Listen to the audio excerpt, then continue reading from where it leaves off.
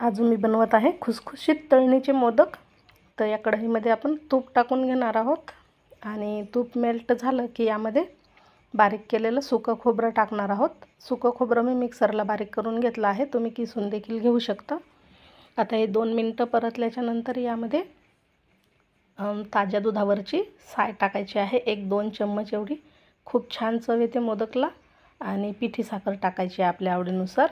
नंतर वेलची पावडर टाकायची आणि हे सारण थोडंसं कोरडं करून घ्यायचं। नंतर सारण थंड करायला ठेवायचं आहे। लगेचच या ताटामध्ये 1 वाटी मैदा घ्यायचा, अर्धी वाटी रवा, 2-3 चम्मच साजूक तूप, चवीनुसार मीठ आणि पाणी टाकून याचा छान घट्टसर गोळा तयार करून घ्यायचा आहे।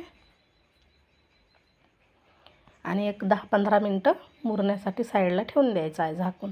इकडे सारणसुद्धा तयार आहे, पीठसुद्धा तयार झालं आहे आणि तेल पण मी गरम करायला ठेवलेलं आहे। आता आपण या पिठाचे छोटे छोटे गोळे करून पारी लाटून घेऊ आणि याला कळ्या पाडून घेऊ। नंतर यामध्ये सारण भरून घेऊ। भरपूर असं सारण भरायचं आहे आणि व्यवस्थित असं बंद करून घ्यायचं, म्हणजे मोदकचा आकार द्यायचा याला।